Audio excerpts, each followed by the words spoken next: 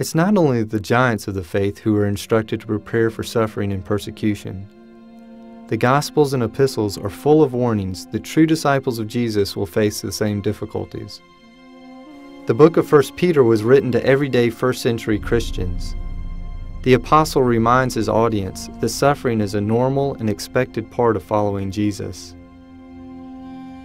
Dear friends, do not be surprised at the painful trial you are suffering, as though something strange were happening to you. But rejoice that you participate in the sufferings of Christ, so that you may be overjoyed when His glory is revealed. Earlier in the same book, Peter reminds them that suffering is their spiritual heritage. But if you suffer for doing good and you endure it, this is commendable before God. To this you were called, because Christ suffered for you, leaving you an example that you should follow in His steps.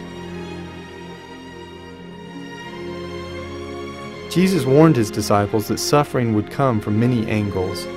They should expect betrayal from members of their own household, from religious hypocrites, from zealots who believed that killing disciples was a service to God. He warned them that they should expect the same treatment from the world that He Himself received. The Bible and church history uniformly declare that suffering is a normal and even necessary part of Christian discipleship. It often serves as a prelude to powerful God-given ministry. It acts as a purifying teacher. Suffering has redemptive power, allowing us to more deeply participate in Jesus, who suffered on our behalf. Disciples throughout the centuries, while not seeking suffering for its own sake, have learned that it can lead to more intimacy with God and fruitfulness in His service. Because of that, suffering can be met with joy. Judson, Slessor, Joseph, David, Daniel, Paul, and countless other disciples, past and present, have endured suffering because they trusted in the promises of God. They possessed long-term vision coupled with faith. They knew that no sacrifice of obedience will escape rich reward when God finally settles accounts. Speaking for all faithful disciples, Paul in Romans 8 confidently declares, "I consider that our present sufferings are not worth comparing with the glory that will be revealed in us." Eternal joy in the presence of our Creator awaits imitators of Jesus, who empty themselves for the glory of God and the benefit of others. Jesus is always our greatest model.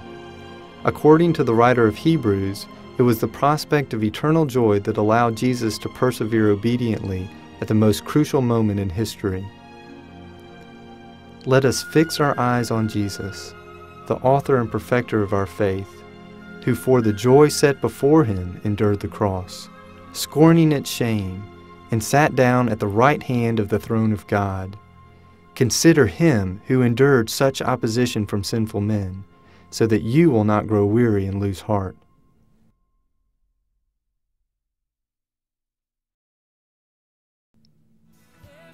We hear very little about suffering in the American church. The many rich biblical passages about suffering are neglected or applied to the normal difficulties of life rather than the hardships that accompany authentic discipleship. Suffering is not viewed as a potentially positive thing, but as something to be diligently avoided. Calling disciples to joyful self-sacrifice flies in the face of our culture's love for comfort and personal fulfillment. While millions of disciples around the world face persecution, we prefer books and sermons that help us feel happier and healthier. Authentic disciples of Jesus cannot ignore the testimony of the Bible and the example of faithful Christians. Jesus and our fellow disciples persevered through difficulties because they joyfully believed God's promises. They did not run from suffering, but recognized it as a means to closer intimacy with God and greater power in ministry.